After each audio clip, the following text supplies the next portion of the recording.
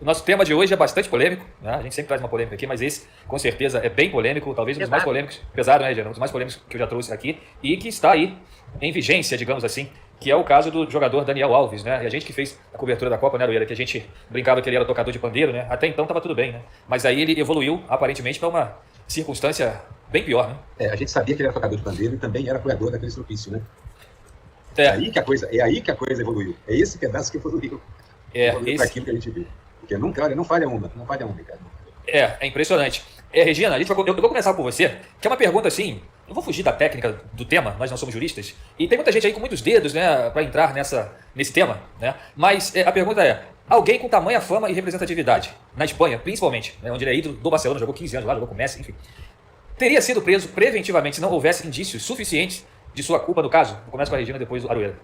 Eu acredito que não teve nada. Eu vi, antes de mais nada, como o seu tema aqui é o caráter bolsonarista do estupro, antes de mais nada eu queria dizer que eu acho realmente que essa mentalidade, esse ambiente bolsonarista desses últimos anos, abriu as portas para que as pessoas se sentissem à vontade e talvez até impunes para fazer esse tipo de crime, para, enfim, estuprar, vamos ser mais direto, né?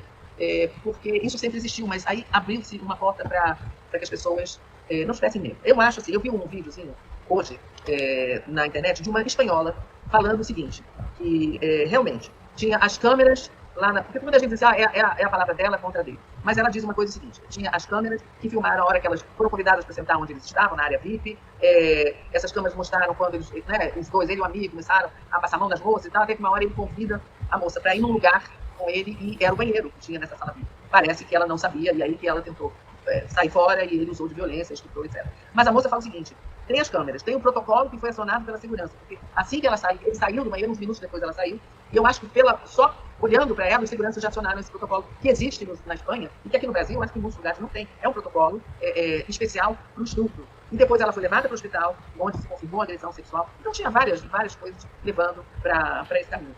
Eu acho que isso contribuiu bastante para que essa pessoa tão famosa, né, fosse presa. Né? Não sei o que aconteceria se fosse no Brasil. Aroeira, o que você acha? Talvez, em alguns casos, dependendo da cidade, a pessoa teria sido presa. Um lugar que tivesse os protocolos, é importante que a gente levantou, que eles foram acionados na sequência, e o cara escapou, porque saiu imediatamente após o ocorrido, deve ter percebido. Mas o fato é que os protocolos foram acionados numa rapidez, que é difícil você dizer que há algo que não esteja cheirando bem nessa história. Parece tudo muito linear. Eu concordo com todo mundo, questão do jurídico, né? Eu não sei dizer, a gente não pode dizer com toda certeza, porque esse é um benefício que nunca nos dão, o benefício da defesa plena, e eu gosto que que todos tenham, mas os indícios são assustadores.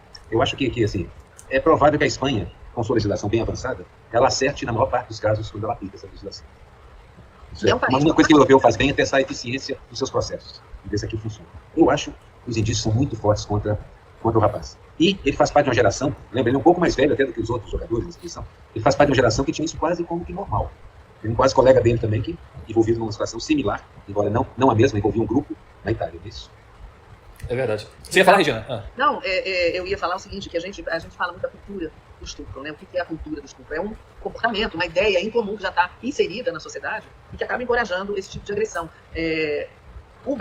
Pessoas no Brasil chegam a dizer que o estupro faz parte da nossa cultura. Né? E com isso eles estão tolerando e incentivando essa ação, né? Porque tem dados, o Brasil é um dos países onde mais tem violência contra a mulher, onde mais se mata travesti e onde mais se mata mulheres também, né? Então isso faz parte da cultura, mas quem é que incentiva essa cultura? De onde vem essa cultura, né? E nem pode fazer parte da cultura essa ideia. Claro. Cultura, né? E essa cultura que eles chamam de cultura do estupro é aquela que diz como é que uma mulher tem que se vestir, aonde que ela pode andar, a que horas ela pode sair de dia ou de noite, o que ela pode beber quando ela está num bar, com quem ela pode sair, e principalmente que roupa, né? Então isso tudo faz parte dessa coisa. Então seria assim, o estupro está embutido na cultura, uma cultura muito entranhada da opressão da mulher, da objetificação dela como posse de alguém, dos direitos que o homem tem sobre a mulher. Dá a impressão, às vezes, que é isso. Como não? Como é que você não vai querer transar comigo? Vai sim, senhora, e pof. O que era uma coisa que havia nos filmes de porno chanchada, que havia no dia a dia, hoje em dia está legitimado, porque tinha um sujeito no canal dizendo que quem manda em casa é um homem, que assim funciona, que o mundo tem que ser desse jeito. Tanto é que nós temos estatística, né, gente? Os feminicídios aumentaram assustadoramente durante os anos do Bolsonaro. Esse mesmo sujeito um dia também declarou que só não estupraria uma colega de parlamento porque ela não merecia. Né? Olha, essa pessoa, que a gente não fala mais o nome, a lei diz, quer dizer, ele falar isso para uma mulher já era motivo para ele ser detido. Ele apoiar a tortura e elogiar um torturador no Congresso Nacional era motivo para ele ter sido preso, levado dali, algemado. Nada disso aconteceu e aí a gente teve o resultado que teve. Mas eu só queria dizer mais uma coisa sobre os números, né? Eu peguei aqui uns números, mas tem um de 2013, por exemplo, que fala de 50.320 estupros registrados naquele ano, e seria cerca de 25 casos para cada 100 mil habitantes. Mas acontece, e aí eu li também sobre uma estatística, se você levar em conta esse número, você vai ver que, relativamente a número de habitantes, a Suécia tem mais estupros. Mas não é verdade, é que aqui no Brasil, apenas de 7 a 8% dos casos de estupro são denunciados.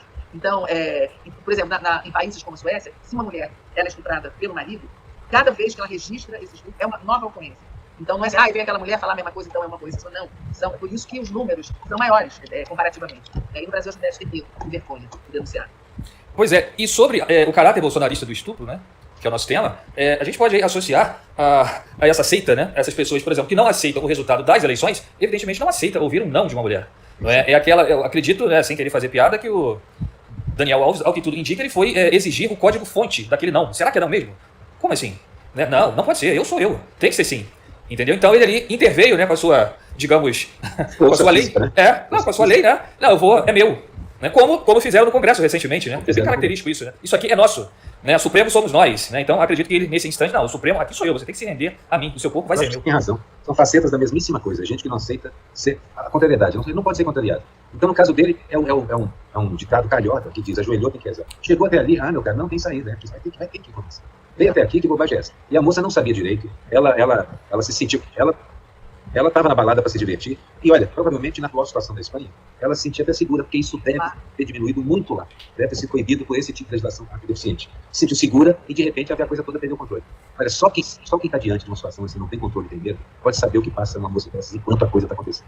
Não é à toa que ela chorava sem parar. Eu acho que isso também é um dos fatores que impressionaram os moços de esquadra, como eles chamam também, a segurança do lugar. Ela tinha a veracidade da verdade. Toda ela dizia a verdade. E esses cafés dali muda de versão 3 vezes, sinceramente. É difícil a gente não pré-julgar nessa situação. E isso me lembra o seguinte, como o Newton está dizendo, é a recusa do Congresso, é também o pai que espanca filho, é o cara que mata a mulher que não aceita que ela vai viver com o outro, é o sujeito que sai de um carro, dentro de uma briga de trânsito e dispara 5 tiros na cabeça do outro. É basicamente o mesmo sujeito. É o mesmo sujeito.